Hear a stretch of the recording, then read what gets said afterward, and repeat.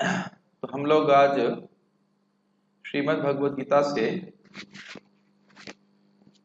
श्लोक क्रमांक 16वें अध्याय के चौथे, पांचवें और छठे श्लोक को देखेंगे। मेरे पीछे बोलिए। दंभो दर्पोऽभिमानश्च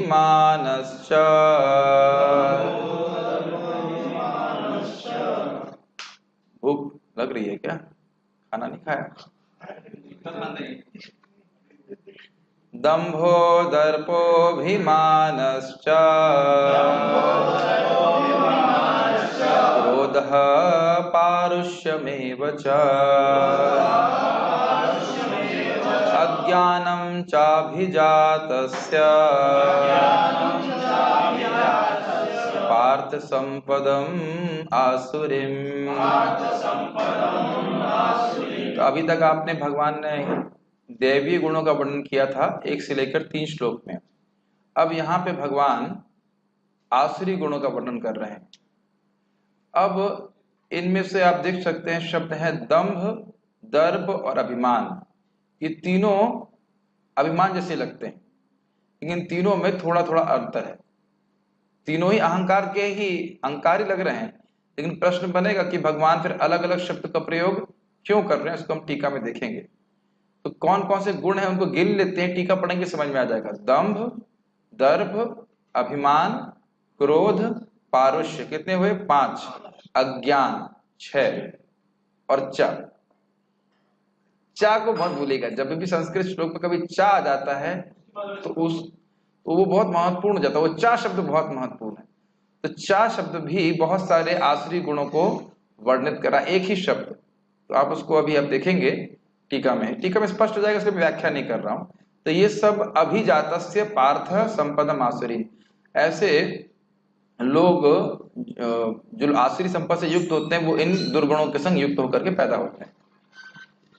हे प्रथापुत्र, दंभ, दर्प, अभिमान, क्रोध, कठोरता तथा अज्ञान, ये सारे आसुरी स्वभाव वालों के गुण हैं। टीका पढ़ेंगे तो बड़ा स्पष्ट समझ में आ जाएगा। भगवान एक श्लोक में आसुरी गुणों का वर्णन करेंगे जो नारकीय जीवन का कारण बनते हैं। मतलब इस प्रकार के दुर्गुणों से कोई व्यक्ति युक्त होता है तो उसकी एक जगह बुकिंग हो जाती है। किसी को फोन चाहिए तो ले सकते, किसी एक जगह बुकिंग हो जाती है। कहाँ बुकिंग होती है? नरक में बुकिंग होती है। जैसे हम आपसे समझा रहे थे, नाम मात्रैक जल्पकः, जो व्यक्ति सर्वधर्म उज्जतः, सारे धर्मों को छोड़ दिया और नाम मात्रैक जल्पकः, नाम मात्र उच्चारण कर रहा है, भगवान का नाम बोल रहा है, तो वह सुखे ना स यान्ति, सुख से भगवान के धाम चला जाता है। उसे मेहनत नहीं करनी होती। लेकिन जो लोग बाकी सारे धर्म कर रहे हैं और भगवान का नाम उच्चारण नहीं कर रहे हैं, उनको स्थान प्राप्त नहीं होता है। तो ये देवी गुण में जो हरिनाम कर रहा है, भगवान की भक्ति कर रहा है, वो दिव्य गुणों से युक्त होते हुए भगवान के पास चला जाता है। अब यहाँ क्या बता रहे हैं कि जो इन गुणों से युक्त होते हैं उनको नरक में उनकी स्थिति ध्रुव है, नरक जरूर जाएंगे। कभी कभी लोग बोलते हैं नरक किसने देखा है, और फिर पाप करते रहते, तो कहते हैं जरूर सही बात है, हमने तो ना देखा है और ना हम देखना चाहते हैं, लेकिन आप लग रहा है जरूर देखना चाहते हो और जरूर देखोगे भी। किसके आधार पर बोल रहे हैं? भगवान की भगवद गीता की वाणी के आधार। समझ रहे हैं हम? अब दंभ का अर्थ देखिए।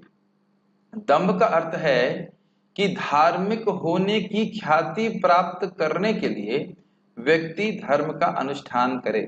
ये बात समझ में आ रहा है? लोग यह जाने कि मैं धार्मिक हूं, मुझे धर्म में रुचि नहीं है। बहुत सुंदर सुंदर अर्थ है। मुझको धर्म में रुचि नहीं है, मैं ये चाहता हूं, रुचि मेरी ख्याति में है। ख्याति समझते हैं? प्रसिद्धि में, कि मैं प्रसिद्ध हो जाऊं कि भाई बड़े धार्मिक व्यक्ति थे। और इसका अर्थ यह भी है कि बाह्य रूप से भले मैं धार्मिक अनुष्ठान कर रहा हूं, लेकिन मुझे उनमें श्रद्धा नहीं है। एक आपको मैं सच्ची बात बताऊंगा, मेरे गुरु महाराज बता रहे थे कि क्रिश्चियनों में कोई व्यक्ति रहे होंगे जो बहुत प्रवचन करते थे और हजारों लोग उनके प्रवचन सुनते थे। मेरे गुरु महाराज को मिले वो व्यक्ति और बोले कि देखिए, बहुत से लोग मेरा प्रवचन सुनते हैं, लेकिन वास्तविक रूप से मुझको ही अपने प्रवचनों पे विश्वास नहीं है, मुझको बाइबल पे विश्वास है नहीं। हम ये नहीं कह रहे बाइबल गलत है, उस व्यक्ति की दुर्गुण की बात कर रहे। तो ऐसा ही बहुत से लोग होते हैं जो बड़े बड़े धार्मिक अनुष्ठान करते हैं, बहुत बड़ा वो है आडंबर। आडंबर समझते हैं? नाटक भी करेंगे। तो कहे भाई बहुत देखे कितना बड़ा वो पूजा कर रहे हैं। तो क्यों पूजा कर रहे हैं? ताकि जगत में प्रसिद्ध हो जाए कि ये बहुत बड़ी पूजा करने वाले हैं। देखिए ये भक्ति में भी दोष आ सकता है। इसी प्रकार से भक्ति में दोष आ सकता है, मतलब भक्ति के संपादन में। दुष्ट मन तुम्हें केशेर वैष्णव प्रतिष्ठारा धरे निर्जन तरे तब हरि नाम केवल कैटव। कुछ गलत तो नहीं बोल रहा, बंगाली है कुछ थोड़ा मिस्टेक। तो क्या कह रहे हैं कि दुष्ट मन तुम कैसे वैष्णव हो? तुम जीवों पे कृपा करने के जो कार्य हैं उनको छोड़ करके, प्रचार के कार्य को छोड़ करके तुम अकेले बैठ के भजन कर रहे हो, जप कर रहे हो। तो तुम ये जप किस लिए कर रहे हो? ताकि जगत में प्रसिद्धि हो जाए कि भाई ये तो बहुत जप कर रहे हैं, बहुत ऊंचे पहुंचे हुए साधे हैं। और क्या कह रहे हैं? तुम्हारा हरिनाम केवल कैटव है। कैटव मतलब धोखा देने वाली बात। तो देखिए हरि कृष्ण मंत्र में अपने अपने परफेक्ट है, किस उद्देश्य से कर रहे हैं ये बहुत महत्वपूर्ण। समझ रहे हैं? उद्देश्य यह नहीं होना चाहिए कि लोग जाने कि हम बहुत बड़े भक्त हैं या बहुत बड़े धार्मिक व्यक्ति हैं। ये उद्देश्य नहीं होना चाहिए। भगवान को प्रसन्न करना उद्देश्य होना चाहिए। तो ये हमें भक्ति में भी बचना चाहिए कि इस प्रकार के दंभ करके व्यक्ति को भजन नहीं करना चाहिए। आप सोच ही रहे हैं कि जब सुन रहे हैं इन गुणों को, दुर्गुणों को, तो इनको सुन करके इनके प्रति हे बुद्धि हो रही है, अच्छा नहीं है, ये मुझे नहीं चाहिए, हो रहा है कि नहीं? इसलिए हम इनको सुनेंगे। दंभ का अर्थ समझ में आया? दंभ का अर्थ है लोग मुझे धार्मिक जाने इसलिए धर्म करना। धर्म का उद्देश्य बहुत सारे उद्देश्य है। एक उद्देश्य होना चाहिए कि भगवान की प्रीति। एक उद्देश्य नहीं, मूल उद्देश्य तो यही होना चाहिए, या कम से कम मेरे हृदय का शुद्धिकरण हो। लेकिन वह न हो करके लोग जाने कि मैं कितना महान हूं। तो समझ रहे? ऐसा धर्म नहीं करना चाहिए, आसुरी गुण है। अब दर्प का अर्थ क्या है? दर्प का अर्थ है विद्या या उच्च कुल में जन्म लेने का कारण उत्पन्न गर्व। इसको ऐसे समझिए, जैसे जब असुर और देवता लोग समुद्र मंथन कर रहे थे, तो भगवान ने कहा कि आप इस सर्प के पीछे वाले भाग को, पूंछ को पकड़ लीजिए। तो असुर ने कहा अच्छा, जो गंदा भाग है जहां से टट्टी पेशाब होता है वो हम पकड़ेंगे? इतने नीचे हम भी उच्च कुल में जन्मे हैं, हमें भी ज्ञान है, हम क्या पकड़ेंगे पीछे वाला भाग? हम मुंह वाला भाग पकड़ेंगे। भगवान की मतलब चाल थी इस प्रकार से। और जब वो पकड़ना चालू की तब जान रहे हैं फिर सारा जहर, वासुकी नाम था ना, हाँ वासुकी का निकल रहा था और उनके पूरे मुंह पे आ रहा था, वो जल गए, इससे बहुत परेशान। तो ये दर्प है, दर्प का एग्जाम्पल। समझ रहे हैं? हमसे बड़ा कौन है, हमें क्या समझाओगे तुम? इस प्रकार यह अहंकार। अभिमान अर्थात यह सोचना कि मेरा सम्मान होना चाहिए। बहुत अच्छा महाराज समझा रहे थे इस संबंध में कि अभिमान मतलब सम्मान और मान बिल्कुल झूठा है कि नहीं? सम्मान और मान तो व्यक्ति के शरीर को दिया जा रहा है, आत्मा का तो से कोई संबंध नहीं है। जिस प्रकार से स्वप्न में कोई व्यक्ति हमको आकर बहुत सम्मान दे या हमारा बहुत अपमान करे, उसकी कोई वैल्यू नहीं है। तो जो व्यक्ति इस प्रकार से सोच रहा है कि मेरा सम्मान होना चाहिए, वो वस्तुतः दुखी रहेगा। क्यों रहेगा? अगर हम अपना सम्मान चाहते हैं और उसको प्राप्त करके हम सुखी होते हैं, तो क्या हर व्यक्ति हर समय हमारा सम्मान करेगा? आप समझ रहे हैं? ये बहुत बड़ी प्रॉब्लम होती। क्या हर व्यक्ति हर समय हमारा सम्मान करेगा? नहीं। और जब नहीं करेगा तो हम दुखी हो जाएंगे। ठीक। और अगर हम लोगों को सम्मान देने में सुखी हैं, तो क्या हम हमेशा सुखी रह सकते हैं? नया नया समझ में आ रही मेरी बात? यदि हम दूसरों को सम्मान देना चाहें और दे करके सुखी होते हैं, तो क्या हम सुखी हो जाएंगे हमेशा? क्योंकि हर परिस्थिति में हम हर व्यक्ति को सम्मान दे सकते हैं। जीवेर सम्मान कर कृष्ण अधिष्ठान, है ना? कि जीव मात्र का सम्मान करना चाहिए, समझते कि कृष्ण उसके हृदय में है। इसलिए इस दुर्गुण को भी व्यक्ति को त्यागना चाहिए। किस चीज का अभिमान है हम? इस शमशान रूपी शरीर का जिसमें मलमूत्र भरा हुआ है, जिसको कि कुत्ते खाएंगे या अग्नि भस्म कर देगी या कीड़े खाएंगे। किस चीज का अभिमान लेकर के हम ढो रहे हैं? विचार करना चाहिए।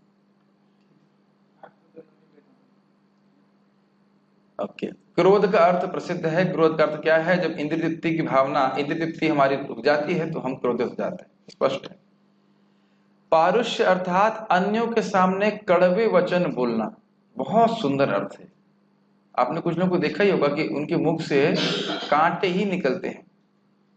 दो चार लोगों को गाली न दें तब तो उनको अच्छा नहीं लगेगा। मेरे एक भाई हैं, कजिन भाई, उनको मैं कृष्ण भावना का प्रचार करना चाह रहा था, कहते अरे अभी मुझे जाकर दो चार लोगों को गाली देनी है।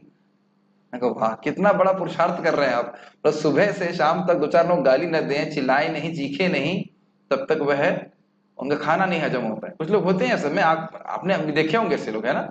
जरूर उनके मुंह से जब कुछ निकलेगा तो गंदा ही निकलेगा, दुख देने वाला निकलेगा। परम पूज्य राधा गोविंद महाराज सामने बड़ा अच्छा बोलते हैं, अरे भाई जीव इंसान तो ऐसे ही दुख भोग रहा है कि किसी को पैसे नहीं मिल रहे, किसी को ये नहीं मिल रहा, किसी को वो नहीं मिला, दुख भोग ही रहा है। अब तुम वो जल रहा है, मतलब अब उस जले पे आप बुरी बात बोल करके नमक छिड़कने वाला कार्य क्यों कर रहे हो? समझते हैं ना, जले पे जले पर नमक छिड़कने वाली बात। ऐसे लोग दुखी हैं कि नहीं बताइए? किसी पे कर्जा है, कोई बीमार है, और उसके ऊपर और कड़वे वचन बोल देना, जिसकी व्याख्या मैं कल भी कर रहा था।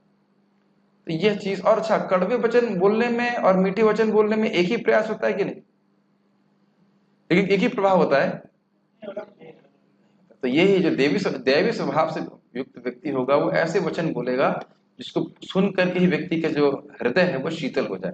जैसे महाराज उदाहरण दे रहे थे कि मान लीजिए कोई व्यक्ति यात्रा के लिए जा रहा है, तो अगर कोई ऐसे बोले आपकी यात्रा शुभ हो, आपका मंगल हो, अब हो या नहीं हो, लेकिन उसने बोला तो अच्छा लगे ना।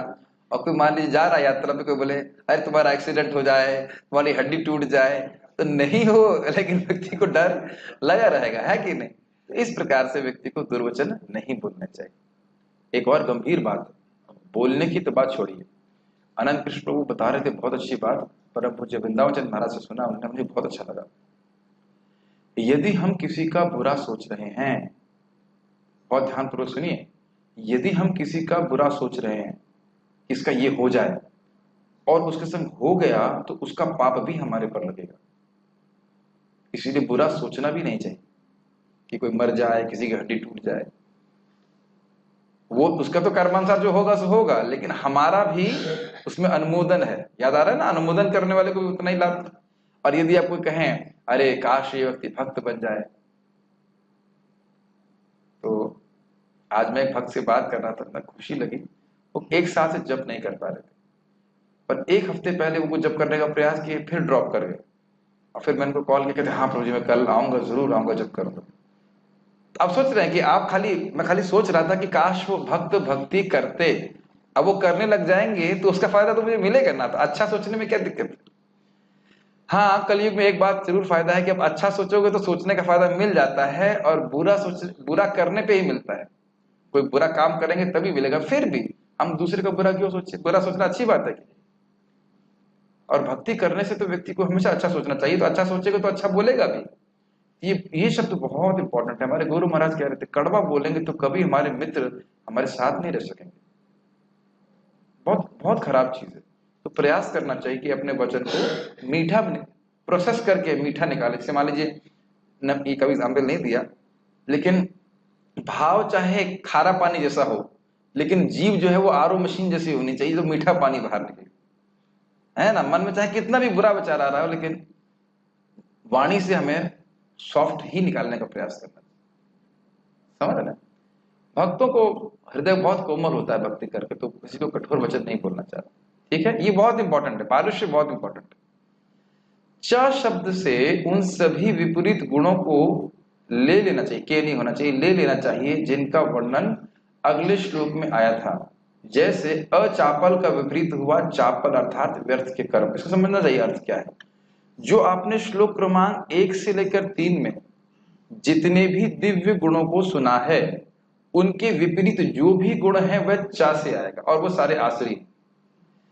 जैसे आपने सुना था अभयम, तो भय, सत्व संशुद्धि, तो सत्व का गंदापन, ज्ञान युग अवस्थित तो अज्ञान युग। इस प्रकार से जो जो आपने दिव्य गुण सुना, उसका विपरीत वह च शब्द से आश्री गुण के रूप में इंगित हो रहा है। ये समझ में आ रहा है या नहीं आ रहा है? जो भगवान ने यहाँ पे आश्चर्य गुण बोले हैं, क्या केवल वही आश्चर्य गुण है और कोई आश्चर्य गुण नहीं है? मान लो कोई क्षत्रिय है और वह युद्ध से लौट जाता है डर करके, तो वह आसुरी गुण है या वह दिव्य गुण है? आसुरी गुण है। तो इसी प्रकार से अद्रोह था, नातिमान्यता था, सब जगह आप उसके विपरीत गुण को च शब्द से ले लेंगे। देख रहे हैं भगवान की कि शब्द का कितना महत्व है। मेरी बात समझ में आ रही है? नहीं समझ में आ रही? मुझे लग रहा है समझ में नहीं आ रही बात। चा शब्द से क्या इंगित हो रहा है? जो भी दिव्य गुण का वर्णन श्लोक क्रमांक 1 से 3 में हुआ, उसका विपरीत गुण वह आसुरी गुण। समझ में आ रहा है ना? चा शब्द से इसी को व्याख्या कर रहे हैं कि वहां पे था अचापल, फालतू के कार्य नहीं करना, धैर्य बनाए रखना। तो यहाँ पे उसका विपरीत क्या हुआ? चपलता, फालतू के काम करना, पिक्चर देखने जाना। कि पिक्चर देख जाना आसुरी गुण है कि नहीं? यस, तो ये है अज्ञान अर्थात कार्य अकार्य विवेक बुद्धि शून्यता। बहुत सुंदर अर्थ है। क्या करना चाहिए उसे कहते हैं कार्य, क्या बिल्कुल नहीं करना चाहिए उसे कहते हैं अकार्य। विवेक, कार्य और अकार्य का मतलब समझ में है आप? कार्य मतलब करना ही चाहिए, हमारा निहित कार्य। अकार्य मतलब जो नहीं करना चाहिए। तो इसका विवेक, विवेक का मतलब होता है डिस्क्रिमिनेशन। ये चीज ठीक है करना और ये चीज ठीक नहीं है करना, इसे कहते हैं ज्ञान। तो उसका विपरीत क्या हो गया? अज्ञान। इन्हें पता ही नहीं कि क्या करना चाहिए और क्या नहीं करना चाहिए। जैसे कि लोग अब आजकल ब्रह्म मुहूर्त में नहीं उठते और सोते हैं ब्रह्म मुहूर्त में। मतलब ब्रह्म मुहूर्त में सोना शुरू करते हैं 2 बजे 3 बजे ऐसे कर, जिस टाइम हाँ अरे साहब हम 2 बजे तक पढ़ते हैं, 3 बजे तक पढ़ते हैं। बिल्कुल विपरीत बुद्धि। रात में सोना चाहिए, रात में जगते हैं। तो उनको पता ही नहीं कि क्या कार्य करना चाहिए क्या नहीं करना चाहिए। जैसे कि वो अभी तो वैसे आएगा ही 17 अध्याय में, लेकिन क्या कौन कौन से खाने खाते हैं, वो क्या कहते हैं उसको, नाम भूल गया मैं भी। कुकुरमुत्ता हिंदी में बोलते हैं, क्या कहते हैं? मशरूम है कि नहीं? और बहुत गंदी गंदी सब चीजें खाते हैं, बोलने का मन ही नहीं कर रहा। तो ये सब क्या है? उनको पता ही नहीं कि क्या खाना चाहिए या नहीं खाना चाहिए, क्या बोलना चाहिए क्या नहीं बोलना चाहिए, क्या करना चाहिए क्या नहीं करना चाहिए। तो ये सब क्या हो गया? अज्ञान। इसे कहते हैं कार्य अकार्य के विवेक की शून्यता। समझ में आ रहा है? जहां ना समझ में आप पूछ सकते हैं, ऐसा कोई फीस नहीं ले रहे हम। हाँ, तो तमगुण हुआ ना ये। आसुरी विचार तो तमोगुण ही हुआ ना, आसुरी राक्षसी विचार। तमोगुण का मतलब ही है कि धर्म, जो अधर्म है उसको ही धर्म मानते हैं, जो ध्यान दीजिएगा, जो गलत कार्य है उसको ही सही मानते हैं। तो यही बोल रहे हैं कि उन्हें पता ही नहीं क्या करना चाहिए क्या नहीं करना चाहिए। ठीक है, आगे पढ़ते हैं। यहां जो दूसरा च शब्द आया है वह अधृति आदि गुणों को इंगित करता है, और वह धृति आदि गुणों के विपरीत गुण है। वही बात बोल रहे हैं कि क्या श्लोक वापस से देखते हैं। च शब्द कहां कहां पे आया है? दंभो दर्पोभिमानश्च क्रोध पारुष्यमेव च अज्ञानम चाभिजातस्य पार्थ संपदम आसुरी। तो दो पहले वाले चा की बात नहीं हो रही है, दूसरा चा और तीसरा चा की बात हो रही है। श्लोक देख रहे हैं? दंभो दर्पोभिमानश्च, इस वाले चा की बात नहीं हो रही है। क्रोध पारुष्यमेव च, तो इस चा की बात हो रही है। ये वाला चा दिख रहा है आप, सेकंड वाला चा, और उसके बाद तीसरा वाला चा। तो ये दो चा इंगित कर रहे हैं कि जो भी दिव्य गुण थे उसके विपरीत जो गुण है वह आसुरी। क्लियर? देखिए, जब आप इसको पढ़ेंगे वापस से तो समझ में आ जाएगा मैं क्या व्याख्या कर रहा हूं। और अगर कहेंगे कि हाँ हम पढ़ेंगे जरूर, अभी तो बहुत समय है, अभी तो मरने में बहुत टाइम है, तो फिर समझ में नहीं आएगा, है ना। पहले से पढ़ा, अगले जीवन में पढ़ेंगे। हाँ, अभी कहाँ है जल्दी। कुछ चीजें जब पढ़ाई जाती है तो 75% काम स्टूडेंट को करना होता है, पढ़ना होता है, तब वो समझ में आ जाएगा। एक बार पढ़ लीजिएगा। कहाँ थे हम लोग? यह गुण उस व्यक्ति में प्रकट होते हैं जिसमें अशुभ वासनाएं होती हैं, और यह पूर्व जन्म के किए गए पापों के कारण होती हैं। यह सब जन्म लेने के साथ ही फलित होती हैं। श्रुति कहती है पापः पापेन, पापी व्यक्ति पाप के कारण जन्म लेता है। ये बहुत सुंदर पैराग्राफ है, इसको बहुत ठंडे दिमाग से समझिए। देखिए, इस जीवन में जो हम कार्य करते हैं उसकी छाप, उसका संस्कार हमारे अंतःकरण पे पड़ता है। अंतःकरण मतलब मन, बुद्धि, अहंकार और चित्त, 4 चीजें। उसका स्वभाव ही ये है कि आप कुछ कर रहे हैं, उसका संस्कार बन जाता है। जब हम जप करते हैं तो बहुत पुरानी पुरानी बातें याद आ जाती हैं कि नहीं? तो क्यों आती हैं? क्योंकि हमारे अंतःकरण ने उसकी फोटो खींची हुई है, उसका स्वभाव ही है। अब जैसे अभी आप लोग मंगल आरती जाते हैं तो लगता है कुछ नहीं हो रहा है, ऐसा नहीं है। आप रोज कृष्ण बलराम को देख रहे हैं, हरि नाम जप कर रहे हैं, वो सब हमारे अंतःकरण में जा रहा है। अंतःकरण समझ रहे हैं? हृदय में, मतलब सूक्ष्म शरीर में जा रहा है।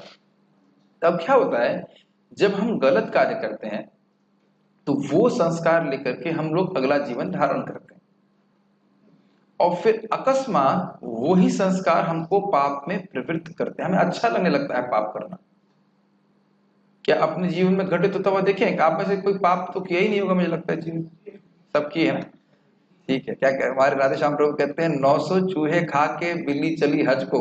ठीक है ना? तो हम लोग जो भी है, क्या कितना भी पापी व्यक्ति हो भक्ति से शुद्ध हो जाता है, लेकिन ये देख रहे हैं अपने जीवन में कि एक विशेष समय में हमें विशेष लोगों का संग प्राप्त हुआ और हमारे अंदर वो पाप करने की प्रवृत्ति जो थी वो जागृत हो गई। ऐसा नहीं था कि केवल इसी जीवन में मिला, इसी जीवन का नहीं हो, पहले के संस्कार भगवान फिर जागृत कर देते हैं। क्या ये विज्ञान समझ में आ रहा है? अब इस बातें हम क्यों बोल रहे हैं? यदि आज हम भक्ति कर रहे हैं तो भक्ति के संस्कार मन में बनेंगे। मैं खुद ही देख रहा हूं कि कुछ भक्त लोग इतनी तीव्र भक्ति करते हैं कि आश्चर्य हो जाता है।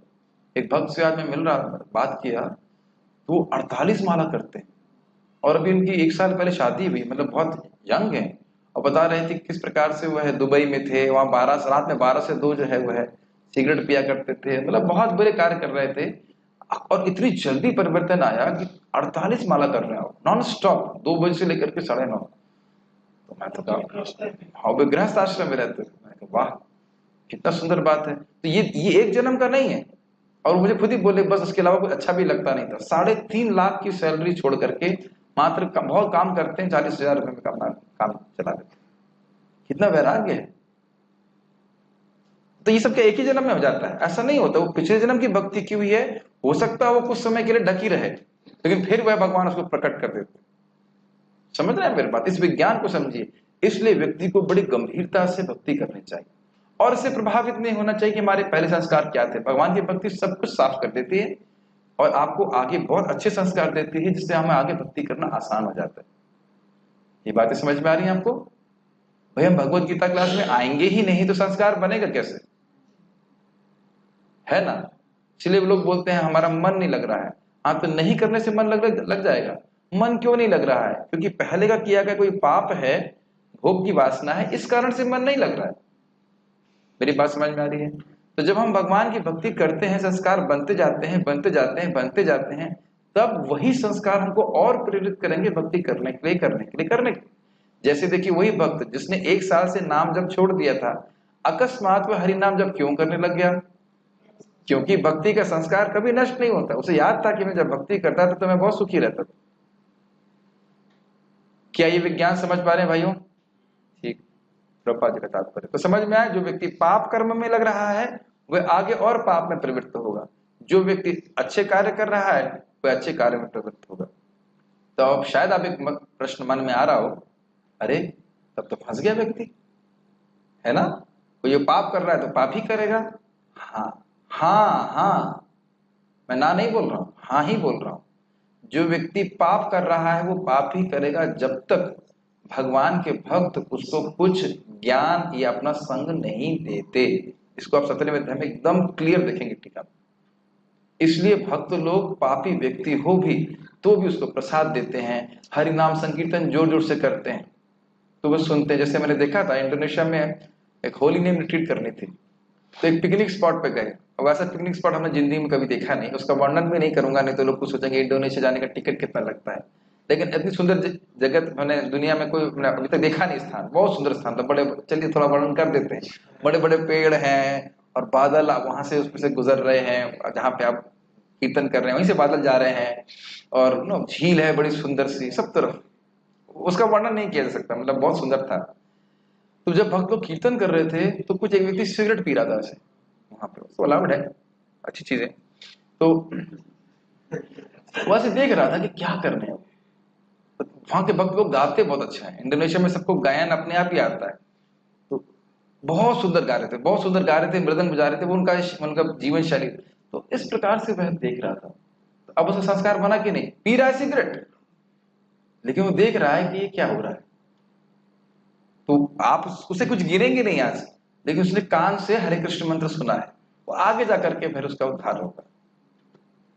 आपको विश्वास नहीं होता है? मैं नाम तो नहीं लूंगा, अब मेरे मित्र हैं, बहुत अच्छे प्रचारक हैं, एकदम सच्ची घटना बोल रहा हूँ, खुद ही बताया मेरे को। कह रहे थे लंदन में थे वो, और लंदन में रेड लाइट एरिया जानते हैं, जहां पे वैश्यालय वैश्य ज्यादा होते हैं, तो वहां पे रात के 12 बजे न्यू ईयर में भक्त लोग भी क्या क्या करते हैं, पूरा भक्त लोग समूह लेकर कीर्तन करने चले गए रात के 12 बजे, क्योंकि जान रहे थे कि न्यू ईयर में या जो भी रहा स्थान में वहां पे अधिक महात्मा इकट्ठे होंगे समझ रहे हैं।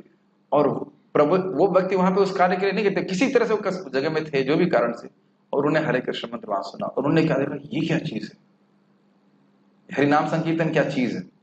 और आज वो इतने अच्छे डिवोटी हैं, बहुत अच्छे भक्ति कर रहे हैं, प्रचार भी कर रहे हैं। तो आपको लगेगा कुछ नहीं हुआ, लेकिन संकीर्तन के माध्यम से भक्तों को भक्त लोग स्वीकृति देते हैं, प्रसाद वितरण के माध्यम से, कथा के माध्यम से। समझ रहे हैं मेरी बात? तो यानी कि जब तक भक्त संग नहीं होता, व्यक्ति की जो पाप का चक्र है वह नष्ट नहीं होगा, वो पाप वाला व्यक्ति पाप में ही लगा रहेगा। ठीक है? यस प्रभु, माइक पे पूछिए। आज मैंने माइक थोड़ा अलग तरह से लिया, आपका मुझे प्रश्न रिपीट करना पड़ेगा, बट एनीवेज जब भी प्रभु जी प्रश्न करेंगे then you check if the sound is coming there or not, then I'll see. Yes. ये श्लोक बड़े सिंपल लगते हैं, लेकिन ये बड़े गंभीर श्लोक हैं। हाँ हमें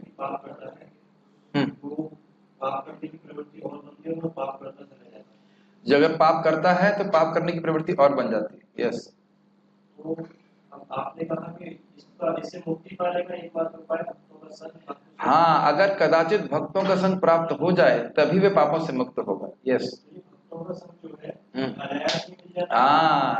ये भक्तों का संग मिलेगा कैसे? देखिए, वैसे तो व्यक्ति पाप कर रहा है, लेकिन कभी कभी ये भगवत कृपा से ही होता है। भगवान के भक्तों का संग, जैसे कि वो प्रभु जी थे ना, उस दिन हरिनाम संकीर्तन सुनने गए थे, लेकिन अकस्मात भक्तों का संग हो गया, वो भगवान की कृपा ही है। क्या है वो? ब्रह्मांड भ्रमिते कोनो भाग्यवान जीव, गुरु कृष्ण प्रसादे पाए भक्ति लता दीजिए। ब्रह्मांड में भ्रमण करके व्यक्ति कोई भाग्यवान होगा तो उसे भक्तों का संग प्राप्त होता है। यही दुर्भाग्य है कि इस भाग्य को समझ नहीं पा रहे हैं। ये टीका में भी आगे देखिएगा, इसी में आएगा कि भगवान की भक्ति करने का मौका भगवान सबको नहीं देते। और दूसरा, भक्त भी लगे रहते हैं, प्लानिंग करते रहते हैं, उनको पता है भगवान की महिमा क्या है, प्रसाद की महिमा क्या है, नाम की महिमा क्या है, तो वह भी प्रचार में लगे रहते हैं इस प्रकार से, और जानते हैं कि कृष्ण को ही सबसे अधिक सुख देने वाला है। ठीक है? तात्पर्य ये सब इतने इंटरेस्टिंग बातें आगे आने वाली ना, आप कहेंगे भगवान क्यों नहीं देते? इसको अभी हम उत्तर नहीं देंगे। कोई व्यक्ति पाप कर रहा है तो क्यों बुद्धि नहीं देते कि पाप मत करो? इसका उत्तर हम आगे देने वाले हैं, भगवान स्वयं देंगे। यस प्रभु, माइक जब प्रभु जी प्रश्न कर रहे थे कि आवाज आ रही थी? नहीं आ रही थी, तो मैं इसकी स्लो आ रही है, तो anyways I will repeat the question. Any how वैसे डायरेक्ट भी पूछ सकते हैं, फिर भी बोलिए। हाँ हाँ, हरिनाम संकीर्तन भक्त करे, उन्होंने सुना और फिर वो भक्त बने, तो ये केस को दो कौन सी तरह से देख सकते हैं कि जो हरिनाम संकीर्तन सुना तब उनकी स्वीकृति बनी या उनके पिछले जन्म? ओके, प्रश्न ये है कि जिस भक्त ने हरिनाम संकीर्तन सुना उसकी पहले सुकृत थी इसलिए वो वहां पे आया, या हरिनाम संकीर्तन करके सुकृत बन गई? दोनों ही हो सकता है। प्रभुपाद जी के शिष्यों ने यही प्रश्न किया था कि क्या हमारी सुकृति पहले थी, इसकी वजह से हम आपके पास आए? तो उन्होंने कहा मैंने तुम्हारी सुकृति बनाई है समझ रहे हैं? ध्यान दीजिएगा, नारद जी 11वें स्कंद में कहते हैं देवनाम कर्म सचिव, देवता हमारे कर्म के सेक्रेटरी हैं, उससे अधिक नहीं देते। लेकिन एक भक्त और वैष्णव भी हमारे कर्म को बाईपास करके देते हैं। भगवान कृपा करते हैं, भक्त कृपा करते हैं, वो हमारे कर्मानुसार कुछ नहीं देते। तो ब्रह्मांड भ्रमित है, भगवान की कृपा से हमें भक्तों का संग प्राप्त होता है। ठीक है? और यही इसमें हम लोग कई बार देखेंगे, भक्त कृपा से, और कृपा मतलब उनके वचन सुने, तब हमको समझ में आएगा कि हमें क्या करना चाहिए, क्या नहीं करना चाहिए। ठीक है? प्रभुपाद जी का तात्पर्य देखते हैं। इस श्लोक में नरक के राजमार्ग का वर्णन है। प्रभुपाद जी देखिए, कटाक्ष केवल मैं ही नहीं कर रहा हूँ, ये हमारे परंपरा में आ रहा है। राजमार्ग समझ रहे हैं? राजमार्ग, वहां पर कोई टोल टैक्स नहीं है, कोई स्पीड ब्रेकर नहीं है, पूरी स्पीड से जाएंगे, नरक में जाएंगे। प्रभुपाद जी बड़ा अच्छा कटाक्ष कर रहे हैं। आसुरी स्वभाव वाले लोग, अब प्रभुपाद जी के तात्पर्य को आप टीका के चश्मे से देखिए। प्रभुपाद जी ऐसे नहीं बोलेंगे कि दंभ का अर्थ क्या है, दर्प का अर्थ क्या है, वो पूरा कंबाइंड करके बोलेंगे और सारी चीज कवर कर लेंगे। ये अद्भुत बात है श्रील प्रभुपाद जी। अब देखिएगा, आश्रित स्वभाव वाले लोग धर्म तथा आत्म विद्या की प्रगति का आडंबर रचना चाहते हैं। क्या अर्थ है? दम्भ। ठीक है, ये सीखा था। भले ही वे उनके सिद्धांतों का पालन ना करते, वास्तविक सिद्धांत नहीं करना, केवल दिखाने के लिए वे सदैव किसी शिक्षा, हाँ इसके एग्जाम्पल मैं आपको देता हूं। मेरी माता जी बता रही थी कि उनके कोई शिष्या हैं, जब वो मेरी माता जी स्कूल में पढ़ाती थी, तो अभी उस लड़की ने 5 लाख रुपए लेकर के, सॉरी दे करके 108 महामंडलेश्वर की उपाधि ले ली। 5 लाख रुपए मिल रही है। हाँ 1008 था, चलिए 1 जीरो कम हो गया। अब वह भागवत का सप्ताह भी कर रही, और एक दिन शायद माता जी ने मेरे भागवत का एक जो क्लास लेते हैं उसका एक क्लास उनको फॉरवर्ड कर दिया, और वह उनको समझ में नहीं आ रहा था। तो ये देखिए कितना बड़ा धोखेबाजी। पूरे विश्व, पूरे जगत में आप जहां भी प्रचार करते होंगे, वो ये बोल रहे हैं कि 1008 महामंडलेश्वर हैं, और हम जो है भागवत प्रवचन कर रहे हैं, और एक सामान्य ब्रह्मचारी के भागवत प्रवचन समझ में नहीं आ रहे। और जो कि कुछ लोगों को तो समझ में आते हैं, मैं नहीं कह रहा मेरी बात सबको समझ में आती है, लेकिन कुछ लोगों को तो समझ में आता है कि मैं क्या बोल रहा हूँ। आप देख सकते हैं कितना बड़ा धोखा हो रहा है। इसीलिए गहरे गहरे नत्थे खैरों से भागवत नहीं सुननी चाहिए, जो पूरे 1 हफ्ते में पूरी भागवत पढ़ा दे। उनको शायद एक श्लोक भी समझ में ना आता हो ठीक से। ठीक है, हाँ हाँ वही तो बोले, कहानी थोड़ा लीला बोलिए, वो डायरी लेकर कर दे, तो सब धोखेबाजी है।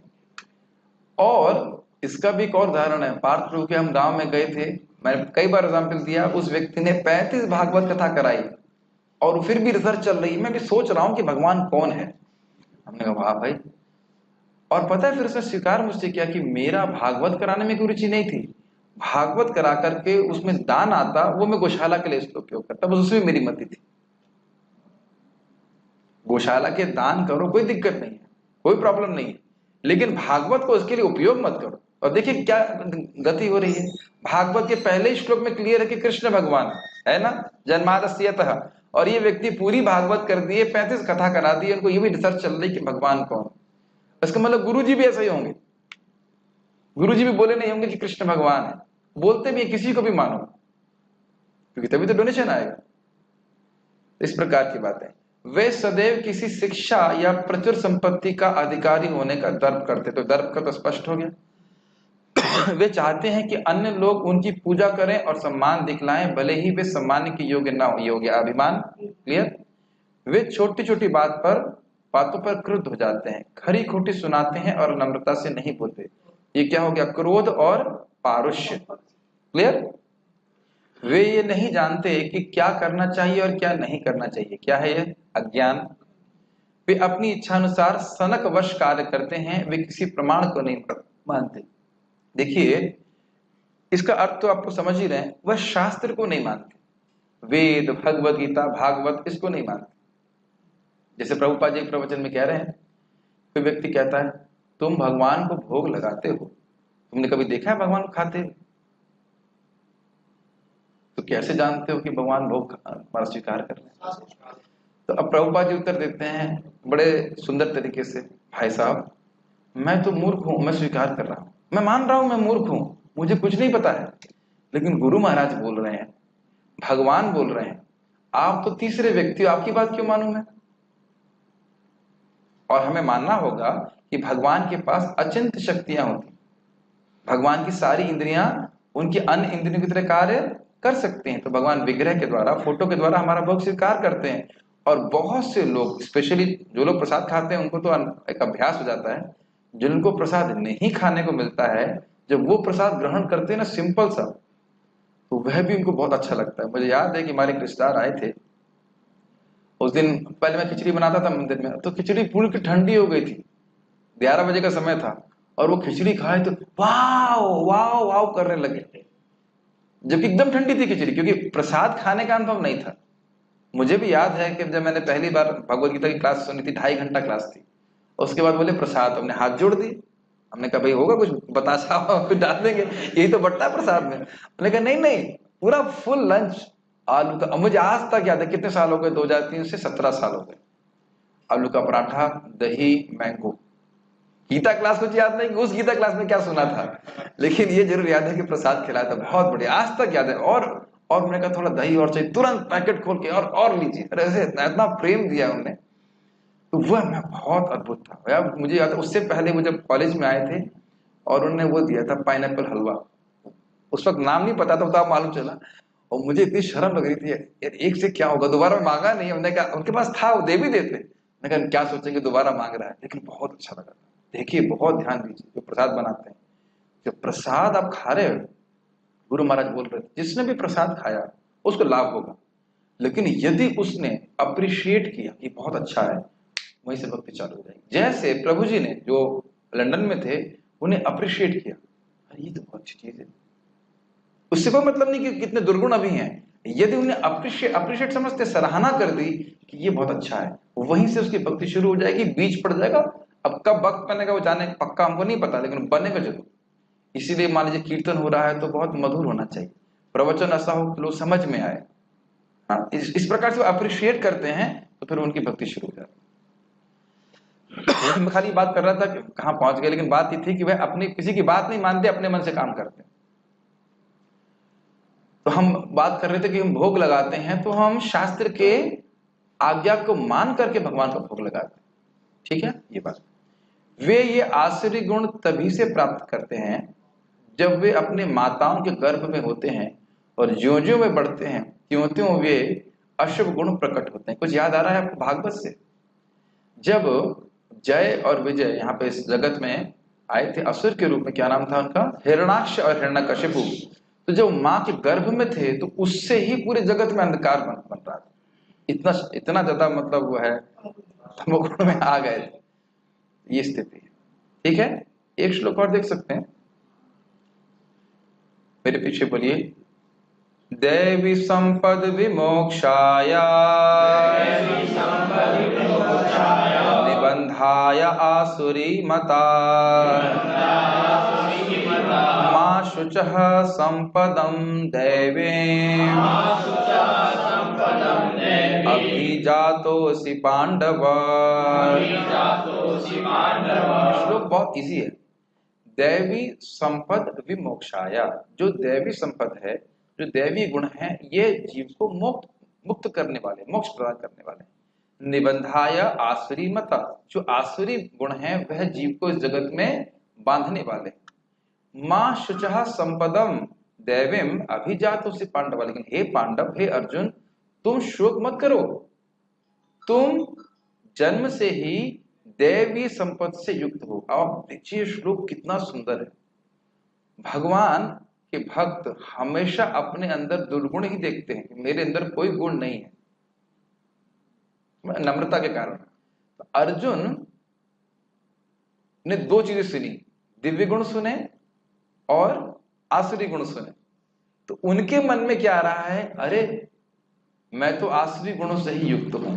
तो भगवान उनको ढाढ़स बधा रहे हैं कि ढाढ़स समझते हैं, ढाढ़स मतलब सांत्वना दे रहे हैं कि बेटा शोक मत करो, तुम तो दिव्य गुणों से युक्त हो, बचपन से जन्म होते हुए ही तुम दिव्य गुणों से युक्त हो। तो आप जानते ही हैं कि इंद्र की संतान है अर्जुन जी, और जब उनका जन्म हुआ था तो घोषणा हुई थी कि ये सब बहुत शक्तिशाली होंगे, और बचपन से ही सब लोग दिव्य गुण से युक्त थे। आप लोगों को एक चीज बताऊं, धृतराष्ट्र का दुर्योधन, जब दुर्योधन पैदा हुआ तो पता है कैसी आवाज कर रहा था, गधे की रेखनी की आवाज कर रहा था पैदा होते ही, और बोला गया इसको त्याग दो, इसको त्याग दोगे तो सब बच जाएंगे, लेकिन उसकी आसक्ति के कारण दुर्योधन को नहीं त्याग पाए। पैदा होते ही भी व्यक्ति इस प्रकार से करता है कि सुना भी होगा, पूत के पांव पालने में दिख जाते हैं, सुना होगा आपने। जैसे महाप्रभु जब बहुत छोटे थे तो उनको दो चीज दी गई, भागवत एक तरफ और कुछ धन इत्यादि एक तरफ। तो महाप्रभु मतलब बालक निमाई, और भागवत को अपने गले से लगा के ऐसे कर, तो ये बच्चे के संस्कार हुआ करते थे पहले। आजकल क्या रखेंगे, एक तरफ स्मार्टफोन और दूसरी तरफ कुछ। तो आजकल का बच्चा तो पहले ही स्मार्टफोन पकड़ लेगा, है कि नहीं।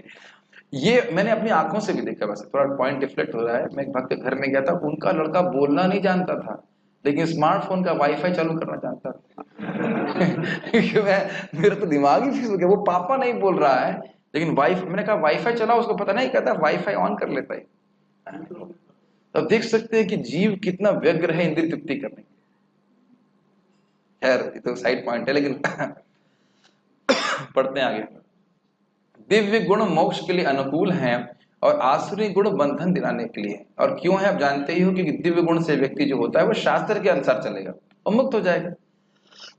भाई आप प्रसाद खाओगे, रोज प्रसाद ही खाओगे तो मुक्त नहीं हो जाओगे, और भोग ही खाएंगे तो क्या बंधेंगे, खत्म होगी बात। सिंपल सी बात है। हम नहीं मानते भाई भगवान स्वीकार करते हैं, हम तो अपना दाल चावल खुद ही खाएंगे, तो फिर फंसो फंसो, क्या कर सकते। हे पांडुपुत्र तुम चिंता मत करो, क्योंकि तुम देवी गुणों से युक्त होकर के जन्मे हो। ठीक है, ये समझ में आ रहा है कि भगवान क्यों कह रहे हैं कि चिंता मत करो। अभी अब टीका में भी देख लेना, गीता भूषण टीका। यह श्लोक इन दोनों प्रकार के गुणों के विपरीत फलों का वर्णन करता है। क्या विपरीत फल है? दैवी गुणों से क्या सीखा आपने अभी, क्या मिलता है? मोक्ष की प्राप्ति होती है। और आसुरी गुण से क्या मिलता है? बंधन मिलता है। श्लोक का पहला भाग स्पष्ट है। अर्जुन सोच रहे थे कि वे आसुरी समूह से हैं और इस कारण से वे नरक जाएंगे, उनकी नम्रता के कारण, क्योंकि वह क्रोध और कटु वचनों से युक्त हैं और द्रोण आदि को मारना चाह रहे थे जो पूजनीय थे। ये आपने प्रथम अध्याय को पढ़ेंगे तो इसमें स्पष्ट अर्जुन बोलते हैं कि जो मेरे पूजार्हा वरिसूदना, जो मेरे लिए पूजनीय है, उन पे मैं बाण कैसे चलाऊंगा। तो गुरुओं पे बाण चलाने वाले व्यक्ति को तो महान पाप लगेगा। जिनका वाणी से भी अपराध नहीं करना चाहिए उनका मैं बाणों से अपराध करूंगा, तो ये सब बहुत गलत है। अर्जुन शब्द का ही अर्थ है कि बहुत रज्जु, यानी बहुत ही कोमल स्वभाव वाले व्यक्ति थे। है वो क्षत्रिय, लेकिन वैष्णव होने के नाते उनका हृदय बहुत कोमल था, तो इसलिए गुरु के प्रति अपराध नहीं करना चाहते थे। आपको याद होगा कि, याद हो या पता हो कि द्रौपदी के जब 5 पुत्र अश्वत्थामा ने मार दिए थे और अश्वत्थामा को जब अर्जुन उनके सामने लेके आए थे, तो द्रौपदी क्या कहती हैं कि जैसे मैं अपने बच्चों के दुख में दुखी हूं, मैं नहीं चाहती कि कृपाचार्य के बेटे थे, सॉरी द्रोणाचार्य के बेटे थे, तो द्रोणाचार्य अब नहीं है, तो मैं नहीं चाहती कि द्रोणी नाम है ना, द्रोणी था, द्रोणी कहते हैं, तो द्रोणी भी इसी प्रकार, सॉरी कृपी की शादी द्रोणाचार्य से हुई थी, तो कि कृपी भी इसी प्रकार से दुखी हो। तो देखिए अपना दुख सहन कर ले रही हैं लेकिन दूसरे को दुख नहीं देना चाहते। तो इसी तरह से सारे भक्त होते हैं। तो यहाँ वो कह रहे हैं कि मैं तो इनसे लड़ाई करूंगा, इन्हें कटु वचन बोलूंगा, तो निश्चित रूप से मैं, ये तो आसुरी विचार है। अभी आपने बोला पारुष्य, कटु वचन बोलना, तो युद्ध में तो बोलना ही पड़ता है। इस प्रकार से आप अगर महाभारत पढ़ेंगे तो इसमें बड़ा रोचक वर्णन आता है। लड़ने से पहले 2-4 गाली जरूर चलेगी।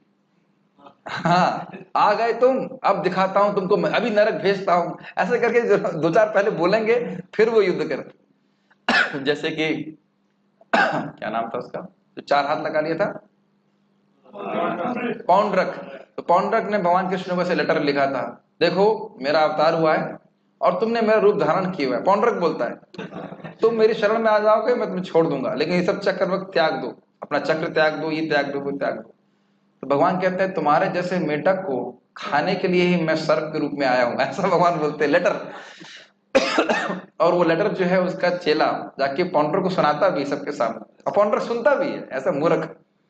और कहते चक्र तो मैं छोड़ूंगा, बिल्कुल छोड़ूंगा, लेकिन चक्र छोड़ूंगा तुम्हारी गर्दन कटेगी। ऐसे करके बात करते, फिर आके भगवान युद्ध भी करते हैं। तो ये क्षत्रियों में चलता है, 2-4 गाली देंगे फिर वो फाइटिंग करते। तो कह रहे हैं अभी तो आपने बोला पारुष्य, ये पारुष्य तो कटु वचन है, तो आसुरी गुण है, तो मुझे तो फिर नरक जाना पड़ेगा। तो आप समझ रहे हैं अर्जुन इस प्रकार से सोच सकते हैं। और उसमें भी अपने गुरुओं को बोलना पड़ेगा, तो ये सब तो बड़ा गड़बड़ है। अर्जुन को इस स्थिति में देखकर भगवान कह रहे हैं हे पांडुपुत्र तुम चिंता मत करो, तुम दैवी स्वभाव वाले हो, क्योंकि क्षत्रिय होने का कारण तुम्हारे लिए नियत किया गया है कि तुम बाण चलाओ और कठोर वचन बोलो। समझ में आई बात? इसके विपरीत करने से तुमको आसुरी भाव प्राप्त होगा, इसलिए शोक मत करो। कितनी सुंदर बात है, आप समझ पा रहे हैं कि ब्राह्मण के लिए बोला गया था कि शांत रहे, सहन कर ले, लेकिन क्षत्रिय के लिए नहीं बोला गया था कि कोई युद्ध में ललकारे, हाँ सर हाँ ठीक है, ऐसा नहीं। समझ पा रहे हैं? डिवोटी भी है, अगर वो क्षत्रिय पोजीशन पे है तो उसको युद्ध करना पड़ेगा, करना पड़ेगा। क्या वो करेगा ही? क्या ध्रुव महाराज युद्ध नहीं किए? भगवान के भक्त नहीं थे? उनके भाई को मार दिया था यक्षु ने, कितना युद्ध किए ध्रुव महाराज, है ना? अर्जुन ने भी युद्ध किया। तो यह नहीं है कि युद्ध नहीं है, लेकिन युद्ध का प्रयोजन किसको करना, सिद्ध करना होता है? क्षत्रिय को, वैश्यों को, शूद्रों को और ब्राह्मण को नहीं बोला जा रहा है। जिसका काम उसी को साजे और करे तो डंडा बाजे, सुना है ना? समझ रहे ना? जिसका काम है उसी को वो करना चाहिए, दूसरे व्यक्ति को नहीं करना चाहिए। क्षत्रिय को युद्ध करना अलाउड है, लेकिन ब्राह्मण को युद्ध करना अलाउड नहीं।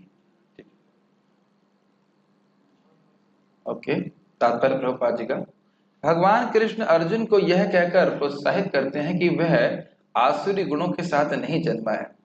इस पे एक भक्त बहुत विनोद कर रहे थे, कह रहे कि हम लोग जब भागवत पढ़ते हैं तो जहां कहीं शुद्ध भक्तों का वर्णन आया कि शुद्ध भक्त तो हमेशा आप कृष्ण का ही चिंतन करते हैं, तो लगता है हाँ ये हमारी बात हो रही है, हमारी बात। और कहीं दुर्गुण वाला बताना, हाँ वो उसकी बात हो रही, वो बद्ध जीव ऐसा है वैसा है।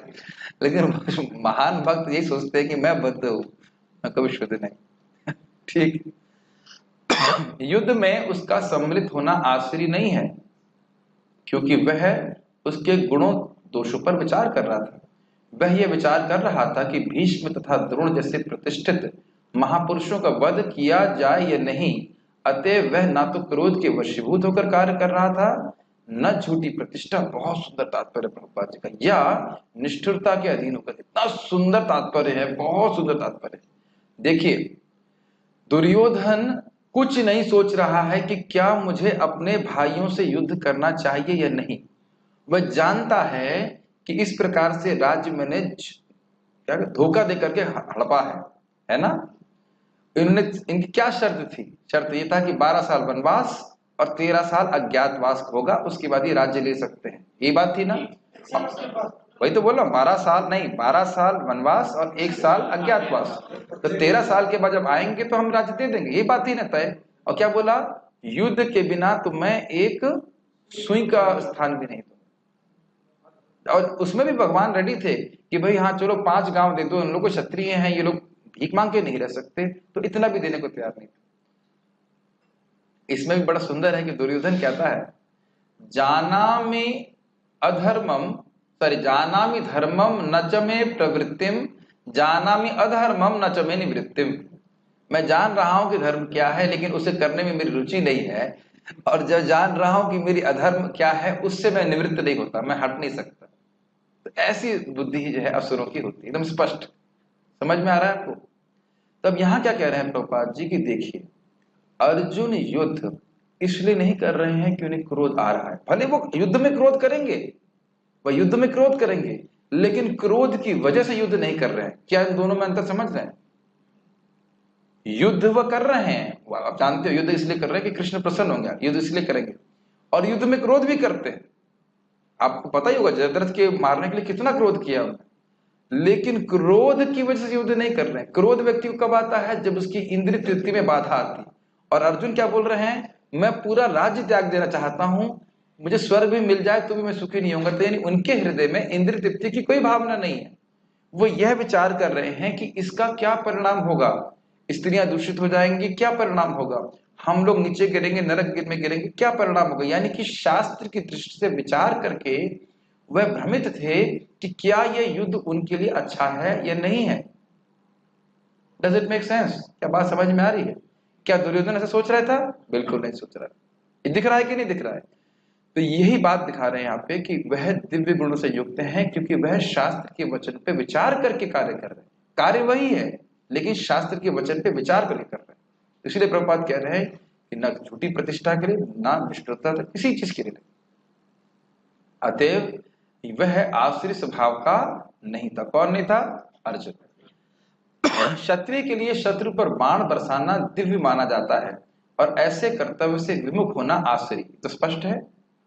अतएव अर्जुन के लिए शोक या संताप करने का कोई कारण न था। जो कोई भी जीवन के विभिन्न आश्रमों के विधानों का पालन करता है वह दिव्य पद पर स्थित रहता है। इसकी व्याख्या हमने पहले भी करी थी कि वर्णाश्रम के नियम का पालन करता है कर्तव्य बुद्धि से कि ये मेरा कार्य है, मुझे करना चाहिए। जैसे भगवान ने कहा तुम युद्ध जीतने के लिए नहीं करो, तुम्हारा युद्ध कर्तव्य है इसलिए करो, इससे तुम्हारा हृदय शुद्ध होगा। समझ रहे बात? वर्णाश्रम के सभी नियमों का पालन जो व्यक्ति जिस वर्ण और आश्रम में है व्यक्ति को इसलिए करना चाहिए ताकि उसका हृदय शुद्ध हो। और ये पॉइंट है, प्लस भक्ति तो हम कर ही रहे हैं, मेन बात भक्ति करना है। अच्छा क्या बात बोलने वाला था, एकदम से मन से निकल गया। ठीक है, हाँ आ गया बात है। देखिए जैसे कोई दीपक होता है, दीपक देखिए, धूमेन धूमेर अग्नि वावृतः, कोई भी व्यक्ति किसी भी वर्ण में हो, जब वो कोई कर्म कर रहा है तो उसमें कुछ ना कुछ दोष जरूर होता है, जैसे अग्नि के संग धुआं जरूर होता है। लेकिन यदि व्यक्ति अपने वर्ण के अनुसार भगवान की प्रसन्नता के लिए कर रहा है तो वह दोष उसको अभिभूत नहीं करता है, बल्कि उससे वह शुद्ध होता है। जैसे कि दीपक का प्रकाश अज्ञान को नष्ट करता है। ये बात समझ में आ रही है? इसीलिए बोल रहे हैं कि क्षत्रिय को अब युद्ध करना पड़ेगा, गला काटना पड़ेगा, लेकिन क्योंकि क्षत्रिय का धर्म है तो आप जानते हो कि जो क्षत्रिय धर्म युद्ध में मरता है उसको वही गति प्राप्त होती है जो एक सन्यासी को प्राप्त होती है। आपने 8वें अध्याय में सीखा था ना भगवद गीता के। तो बस जो सन्यासी का कर्तव्य है वो करे और जो क्षत्रिय का कर्तव्य वो करता है तो फिर उसको सदगति प्राप्त होती है। Make sense? आप लोगों की प्रसन्नता के लिए एक श्लोक हम और करेंगे, मुझे पता है आप लोग बहुत अच्छा लग रहा है, लेकिन उसके बाद ना फिर आश्रय गुणों का वर्णन होना शुरू हो जाएगा, तो फिर थीम चेंज करने से पहले हम कर लेते हैं। बहुत छोटा सा श्लोक है। पता है हम लोग को कैसे कभी क्लास करनी पड़ती है। जैसे आज मैंने बहुत सारा प्रसाद ले लिया था तो आखिरी की 3 इडली में बातें करते करते खाया। तो इसी तरह से पहले मैंने बोला 2 श्लोक करूंगा, कि हाँ 2 श्लोक और खत्म हो जाएगा, नहीं 1 श्लोक और कर लो थोड़ा सा, तो कभी कभी करना पड़ता है। लेकिन ये बहुत ज्यादा नहीं है, घंटों घंटों लोग पढ़ते हैं, है ना। 9 से 5 पढ़ रहे हैं, काम कर रहे हैं ना, कोई बात नहीं। यहाँ पे दौ भूत सर्गो लोकेस्मिन् दैव आसुर एव च दैवो विस्तरशः प्रोक्ता आसुरं पार्थ मे शृणु। बहुत सुंदर। 2 ही प्रकार की सृष्टि है। द्वौ भूत सर्गो लोके अस्मिन्, अस्मिन् लोके, इस जगत में केवल 2 ही प्रकार के भूत सर्ग हैं, मतलब 2 ही प्रकार के जीव हैं। एव मतलब निश्चय, सॉरी एव नहीं, दैव है। दैव आसुर एव च, चाहे वो देवता है और असुर है, बस। एव मतलब इसके अलावा और कुछ भी नहीं। समझ में आया पहले का अर्थ? इस जगत में केवल 2 ही प्रकार के लोग हैं, देवता और असुर, इन्हीं की सृष्टि हुई। देवो विस्तरशः प्रोक्ता, देवताओं का वर्णन मैंने विस्तार से किया। आसुरम पार्थ में शृणु, हे पार्थ असुरों के बारे में मुझसे सुनो। तो उसको हम कल सुनेंगे, अभी बस थोड़ा पढ़ लेते हैं। हे प्रतापुत्र, इस संसार में सृजित प्राणी 2 प्रकार के हैं, दैवी तथा आसुरी। बीच वाले कौन है? कोई नहीं है। यस, मैं पहले ही विस्तार से तुम्हें दैवी गुण बतला चुका हूं, अब मुझसे आसुरी गुणों के विषय में सुनो। इससे पहले कि हम आगे जाएं, एक इंटरेस्टिंग बात बताना चाहते हैं। सतयुग में देवता और असुर अलग अलग ग्रहों पे रहते थे। जैसे हिरण्यकश्यप और हिरण्याक्ष अलग रहते हैं और देवता लोग अलग रहते हैं, अलग ग्रहों पे रहते थे। त्रेता युग में, भक्तों सुना, बड़ा इंटरेस्टिंग है, त्रेता युग में वह अलग अलग देश में रहते थे। जैसे रावण और भगवान श्री राम अलग अलग जगह रहते थे, और द्वापर में वह एक ही सिटी में रहते, जैसे कंस और कृष्ण, ठीक है। और कलयुग में वो एक ही इंसान में रहते हैं। तो आप देख सकते हैं कि कभी हमें लगता है वाह भक्ति करनी चाहिए, करना चाहिए, दूसरी तरफ कभी कभी एकदम से बुरा विचार आने लगता है, कभी बुरे कार्य भी कर देता है कोई व्यक्ति। और ये तो भक्तों के संग भी होता है, और बाहर के लोगों से तो कितना होता है। तो कभी कभी लोग कहते हैं भगवान अभी क्यों नहीं आते चक्कर चलाने के लिए? तो हमने कहा भाई तेरा ही गला सबसे पहले काट देते फिर, क्योंकि असुर तो तुम्हारे हृदय में बैठा है। इसीलिए हरे कृष्णा कृष्णा कृष्णा हरे हरे, हरे राम राम राम हरे हरे। हरि नाम के रूप में आ रहे हैं, तो कान के द्वारा प्रवेश करते हैं और असुर को मार देते हैं और देवता को खिलाते हैं बढ़िया से। समझ में आ रहा है मेरी बात? जैसे कि वो क्या कमांडो थे ना हमारे, जो ताज होटल में घुसे थे, NSG commando, yes, NSG commando एकदम छेद से कहीं उस बिल्डिंग में घुस जाते हैं और जो अच्छे लोग हैं जिनको कैद किया है उनको छोड़ा देते हैं और जितने उग्रवादी उनको मार देते हैं। ये करते हैं ना, ये तो किया था। उसी प्रकार से भगवान, ये मजाक के लिए नहीं बोल रहा हूँ, ये वाकई सिद्धांत है। प्रविष्ट कर्ण रहते हैं, भगवान हमारे कानों से कथा के द्वारा, हरिनाम के द्वारा प्रवेश करते हैं और जितने भी ये 6 उग्रवादी हैं, काम क्रोध लोभ मोह मद मत्सर्य, इनको मार देते हैं और हमको मुक्त कर देते हैं। समझ रहे हैं? तो असुर और जो देवता वो हमारे हृदय में ही बैठा हुआ है, ठीक है। इसलिए भगवान नाम रूप में विस्तारित होते हैं। ओके, अनुवाद गीता भूषण टीका। यह देख करके अर्जुन का शोक नहीं गया है, भगवान आसुरी गुणों का और विस्तार से वर्णन कर रहे हैं। मतलब अभी तुमको विश्वास नहीं होता, देखो ये सब आसुरी गुण हैं और ये तुम में नहीं है, तुम चिंता मत करो, इसलिए और विस्तार से वर्णन करेंगे। अस्मिन लोके अर्थात मानवों के इस जगत में जो कर्म करते हैं, 2 प्रकार के मानव होते हैं। ये लाइन समझ में आ रही है? बुरे कर्म करने वाला आसुरी प्रवृत्ति को प्राप्त होगा और अच्छे कर्म करने वाला अच्छी प्रवृत्ति को प्राप्त हो रहा है। इसलिए बोल रहे हैं इस लोक में 2 ही प्रकार के लोग होते हैं और 2 ही प्रकार के कर्म करते हैं। जब मनुष्य लोक में व्यक्ति अपने स्वभाव से प्राप्त, बहुत ध्यान से सुनिए, जब मनुष्य लोक में व्यक्ति अपने स्वभाव से प्राप्त राग और द्वेष का निषेध करके शास्त्र के अनुसार कर्म करता है तो ऐसा व्यक्ति देवता कहलाता है। देवता की, अब समझ में आई बात? मेरा पहले जन्म के अनुसार हो सकता है मुझे मांस खाना अच्छा लग रहा हो, शराब पीना अच्छा लगता हो, अवैध स्त्री संग करना अच्छा लगता हो, जो भी। और इसको मनु महाराज कहते हैं प्रवृत्ति एषा भूता नाम निवृत्तिस्तु महाफला। अवैध संग करना, शराब पीना, मांस खाना, ये सब गलत कार्य करना लोगों की इच्छाएं होती हैं, लेकिन अगर इससे निवृत्त होता है तो उसे महान फल प्राप्त होता है। प्रवृत्ति एषा भूतानाम निवृत्तिस्तु महाफला। तो समझ में आया? राग और द्वेष, बुरे कार्य करने हमको अच्छे लगते हैं और अच्छे कार्य करने हमको नहीं अच्छे लगते हैं, लेकिन इनसे कंट्रोल ना हो करके शास्त्र की बात को सुन करके व्यक्ति वैसे कार्य करे जैसा शास्त्र में है, तो वह व्यक्ति के अंदर दिव्य गुण आएंगे, वह देवता बनेगा। समझ में आ रहा है विजय प्रभु? देवता का गुण क्या है? चलो कल सुबह बताना मुझे मंगल आरती के बारे में। एब्सेंट माइंडेड रहेंगे तो समझ नहीं आएगा। आपके सामने फोन नहीं है क्या? देख के समझो, पढ़ने का प्रयास करो।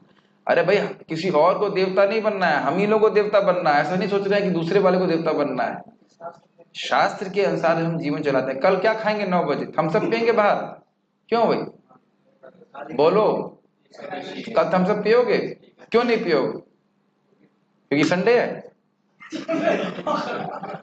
अरे समझ में नहीं आ रही बात? कल एकादशी है, हमें सूरज वैसे उगता हुआ दिखता है, सब कुछ नॉर्मल होता हुआ दिखता है, लेकिन शास्त्र बोल रहा है कि एकादशी के दिन हमको अन्न नहीं खाना चाहिए, वो गोमांस भक्षण के समान है। समझ रहे हैं? आंखों पे और कानों पे विश्वास नहीं कर रहे, हम शास्त्र पे विश्वास कर रहे हैं। तो जब व्यक्ति ऐसा करेगा तो उसको बहुत उच्चतर लाभ प्राप्त है। एकादशी करने मात्र से व्यक्ति की भगवत प्राप्ति हो जाती है। तो जानते हैं इस बात? जब वह शास्त्रिक आदेश की अवहेलना करके अपने राग और द्वेष के अनुसार कर्म करता है तो वह आसुरी कहलाता है। समझ में आ गया? कल कोई कहे कि हमारा मन तो कर रहा है दाल चावल खाया ना कर, हम तो कुछ नहीं, एकादशी में कुछ नहीं होता है, तो यह सब आसुरी विचार है। सब होता है, अब वो हम नहीं मारे, हमारे नहीं मानने से ऐसा नहीं कि कुछ होता नहीं। जैसे ये तो आप समझ सकते हैं, कभी आप लोग का ओवर स्पीडिंग का चलान हुआ है? जो लोग गाड़ी चलाते हैं तो आप देखिए वो लोग छुपे रहते हैं कैमरे में। आप कहेंगे अरे कोई नहीं है, कोई नहीं देखने वाला, और अगले टॉल पे जाएंगे भाई साहब आप 100 की स्पीड पे चला रहे थे। हुआ है ना, isn't it? या मैं भी था। तो आप ये भले कहें कि कोई नहीं देखने वाला है, लेकिन देखने वाले हैं। और जब मानव की ऐसी व्यवस्था है तो भगवान की व्यवस्था तो पर क्या है ना, 14 कैमरे लगे हुए हैं, सारे एलिमेंट्स और सूर्य चंद्रमा हवा सब देख रहे हैं कि हम क्या कर रहे हैं।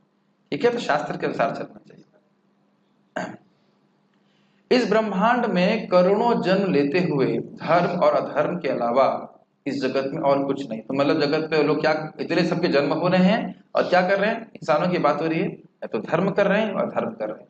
तो व्यक्ति को शास्त्र सुन करके समझना चाहिए कि क्या धर्म है और क्या धर्म है, आगे उससे अपनी सदगति कर सकता है। श्रुति कहती है द्वयाः प्राजपत्यः देवाश्च आसुरश्च, ब्रह्मा जी के द्वारा देव असुर 2 प्रकार के व्यक्तियों का सृजन हुआ था। ये भागवत में भी आता है। ब्रह्मा जी ने यक्ष और राक्षसों की सृष्टि करी तो यक्ष ने बोला इसे, राक्षस ने बोला इसे खा जाओ, ब्रह्मा जी को ही बोला इसे खा जाओ, और यक्ष ने बोला इनको नहीं छोड़ना नहीं है। तो जिसने बोला छोड़ना नहीं है वो हो गया यक्ष, और जिसने बोला इसे खा जाओ हो गया राक्षस। उनकी ही सृष्टि उनको ही खाने के लिए दौड़ी, ये स्थिति। तो फिर भी ब्रह्मा जी ने सृष्टि करी कि वो जीव पहले ऐसे दुर्गुणों से युक्त था पिछली सृष्टि में, इस कारण से उसको अब ऐसी शरीर देना है जो आसुरी प्रवृत्ति वाला हो। ये समझ में आ रहा है? मैंने देवी स्वभाव के वर्णन विस्तार से, मैंने मतलब भगवान कृष्ण ने, मैंने देवी स्वभाव के वर्णन विस्तार से श्लोक क्रमांक 1 से 3 में कर दिया था।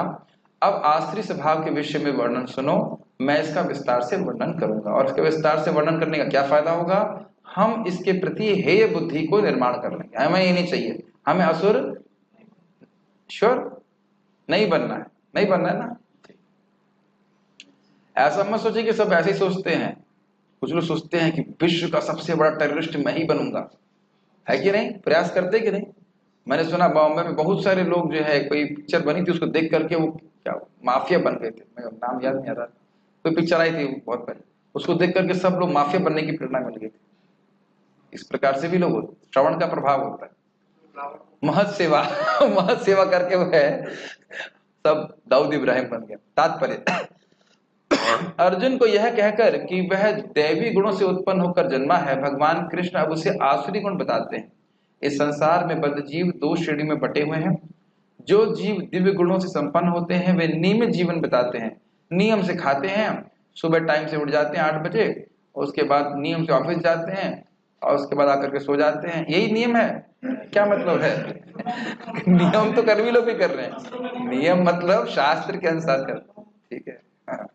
अर्थात वे शास्त्रों तथा विद्वानों द्वारा बताए गए आदेशों का निर्वाह करते हैं। स्पष्ट है? मनुष्य को चाहिए कि प्रामाणिक शास्त्रों के अनुसार ही कर्तव्य निभाए कि वह प्रकृति दिव्य दैवी कहलाती है। भगवद गीता भागवत।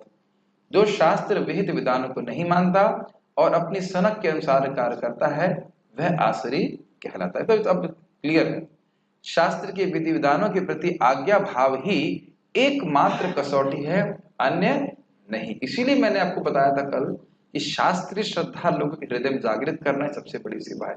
इसी के द्वारा वह मुक्ति की पथ पे आगे बढ़ सकते और कोई तरीका नहीं। वैदिक साहित्य में उल्लेख है कि एक चीज बात समझिए, जरूरी नहीं है कि हम हमेशा देवताओं से सुन रहे हैं, वो चाहे हमारे रिश्तेदार हों चाहे कोई भी हो, अगर वह शास्त्र की बात नहीं बता रहे तो एकदम हम जो है किसी असुर से सुन रहे हो सकते हैं। मेरी बातें समझ रहे हैं? मेरी आंखों के सामने ही घटना है, 2 घटनाएं मैं बताना चाहता हूं। ये तो एक तो मेरे सामने ही थी, हम लोग भगवत गीता का प्रवचन कर रहे थे और एक व्यक्ति आए और बोले भगवत गीता ठीक है, इससे भी परे कुछ है। मैंने कहा इसका मतलब आपने भगवत गीता पढ़ी नहीं है। भगवत गीता में भगवान स्वयं बोल रहे हैं कि मैं तुम्हें जो ज्ञान दे रहा हूं उसके बाद कुछ जानने के लिए नहीं रहेगा। एकदम स्पष्ट बोल रहे हैं ना भगवान 7वें अध्याय में। आप कैसे कह सकते हो कि ये इससे परे कुछ है? भगवान बोल रहे हैं सर्व गुह्यतमम में, सबसे गुह्य ज्ञान मैं तुमको दे रहा हूं। राज्य विद्या राज्य गुह्यम। आपके पास क्या अधिकार है ये बोलने का कि भगवत गीता से श्रेष्ठ और कोई शास्त्र है? बताइए, नहीं है ना? एकदम इस प्रकार से लोग भ्रमित करते। तो इसलिए पहले व्यक्ति को प्रामाणिक भक्तों से सुनना चाहिए। आप कहेंगे प्रभु जी आप प्रामाणिक हैं? हाँ मैं हूं। क्यों? क्योंकि आप देख रहे हो कि मैं आचार्य हूं, कि प्रभुपाद जी की गुरु महाराज की बात के अलावा हम कुछ नहीं बोल रहे। हम मुझसे कोई पूछता है आपका क्या मत है, मैंने कहा मेरा कोई मत नहीं, क्योंकि मेरे मत की कोई वैल्यू नहीं, मैं तो बद्ध आत्मा हूं। प्रभुपाद जी भी इस प्रकार से बड़ी नम्रता से कहते थे मैं तो मूर्ख हूं, लेकिन मैं परंपरा, प्रभुपाद जी मूर्ख नहीं, वो तो नित्य मुक्त पार्षद हैं, लेकिन वो इस प्रकार से प्रस्तुत कर रहे हैं कि हम परंपरा का ज्ञान दूसरे को दे रहे हैं, हम अपना ज्ञान दूसरे को नहीं दे रहे। हमारे पास क्या ज्ञान है बताइए? समझ रहे हैं ये बात? और कोई कहे कि मेरा मत है मैं ऐसा बोलता हूं तो उसको कभी नहीं मानना चाहिए। हाँ हम यह बोल सकते हैं कि यह मेरी समझावट है अभी तक, और अगर और कोई उच्चतर समझावट है तो उसको स्वीकार करने के लिए मैं तैयार हूं, लेकिन मत का कोई मतलब नहीं। मे बी मे बी का कोई स्थान आध्यात्मिक जगत में नहीं है। May be Krishna is God, शायद कृष्ण भगवान है, ऐसा नहीं चलेगा। कृष्ण भगवान हैं, शायद का कोई स्कोप नहीं, एकदम सही ज्ञान। उनकी अंतरंग शक्ति का नाम श्रीमती राधा रानी है, शायद का कोई इसका स्थान। हम उनके दास शायद है नहीं, नित्य दास है, एकदम सही इंफॉर्मेशन। वैदिक साहित्य में उल्लेख है कि देवता तथा असुर दोनों ही प्रजापति से उत्पन्न हुए, नहीं ब्रह्मा जी से। अंतर इतना ही है कि एक श्रेणी के लोग वैदिक आदेशों को मानते हैं और दूसरे नहीं मानते। जैसे कि मनु महाराज और शतरूपा का जन्म हुआ तो ब्रह्मा जी से पूछे हम आपकी क्या सेवा कर सकते हैं, तो उन्होंने बताया भगवान की क्या इच्छा है उसके अनुसार करने। तो हमने क्या क्या सीखा कि आसुरी गुणों के बारे में सीखा, और सीखा कि दो प्रकार के लोग होते हैं जो आसुरी और प्रकार दिव्य गुण के होते हैं, और बाकी बहुत सारी बातें सीखी। आप किसी को प्रश्न है तो मैं देख सकता हूँ। Any questions? क्या क्या प्रश्न है देख लेते हैं।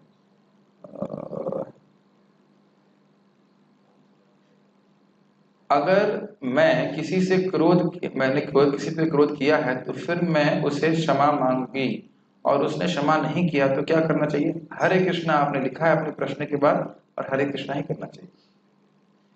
कोई व्यक्ति आपसे क्षमा मांग रहा है और वो क्षमा आपने तेरी क्षमा मांगी है और आपने क्षमा वो नहीं करता है तो फिर हरे कृष्ण मत जपिए। वस्तुतः एक भक्त है, इसमें एग्जाम्पल दिया था, मैं प्रभुपाद जी की समाधि आरती में गया था और परम पूज्य नाम बोल रहा हूँ सन्यासी थे, तो मैं आगे प्रणाम कर रहा था, महाराज पीछे प्रणाम कर रहे थे और मेरा पाँव उनके सर से लग गया था। तो वो दुर्वासा मुनि भी बन सकते थे, लेकिन महाराज इतने नम्र हैं। मैंने महाराज को क्षमा मांगी, महाराज मेरे से गलती होगी, मैं जानबूझ के नहीं किया। अरे कोई बात नहीं, छोड़, वही बात सारी खत्म। देख भक्त अच्छा भक्त है, देख रहा है किसी ने गलती छोटा मोटा अपराध किया, कोई बात छोड़। मुझे याद है कि एक बार मेरे को एक बहुत खराब ईमेल लिखा किसी व्यक्ति ने, तो जिसने लिखवाया था उसको टाइप नहीं करना आता था, और जिसने टाइप किया उसको पता नहीं था कि इसको टाइप कर रहे हैं, और वो मतलब मेरे से उनका अच्छा संबंध था। और बाद में जब मिले मेरे को कह रहे प्रभु जी मुझे पता नहीं था कि वो आपको ईमेल लिखा जा रहा है। मैंने कहा अरे भाई वैसा ईमेल किसी को नहीं लिखना चाहिए।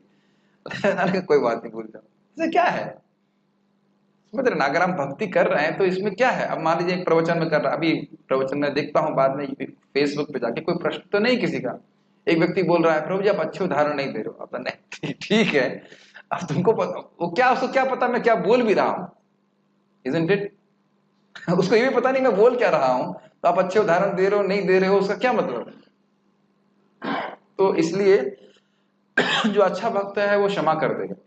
अरे अच्छा भक्त क्षमा छोड़ दीजिए, कोई क्षमा नहीं मांगे तो भी उसके प्रति वो हमेशा अच्छी भावना रखते। अगर मान लीजिए, बहुत अच्छी बात है, मान लीजिए हम हमारे प्रति किसी ने अपराध किया भी है और वो दुख में है, तो भी एक वैष्णव कभी ये नहीं चाहता है कि वो दुख में रहे। समझ रहे हैं मेरी बात? कभी नहीं चाहता है। हरिदास ठाकुर जी का कितना बड़ा अपमान किया था गोपाल चक्रवर्ती ने। ये नामाभास से मुक्ति होती है?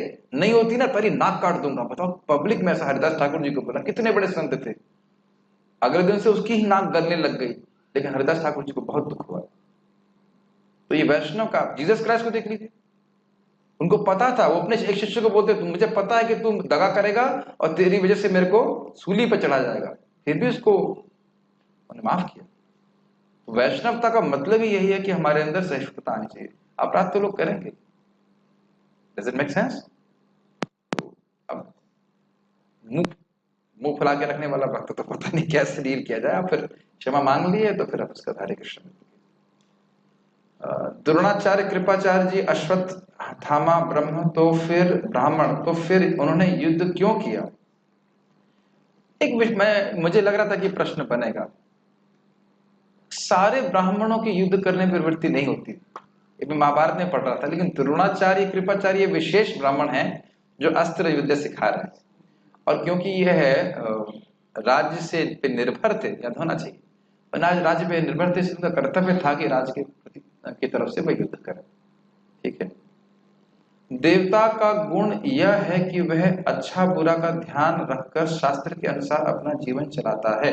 यस, और ये भी जानता है कि इस कर्म को करने से मुझे आगे क्या लाभ प्राप्त होने वाला है, क्या नुकसान प्राप्त। ओके, और किसी का प्रश्न है? ईश्वर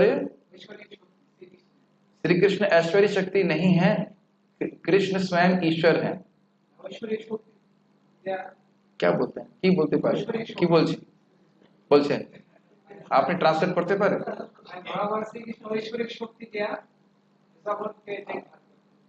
पता नहीं आपका दिव्य ज्ञान को समझ में। ठीक है, चलो क्लास के बाद समझेंगे। श्रीमद् भगवद गीता की जय, श्री प्रभुपाद की जय।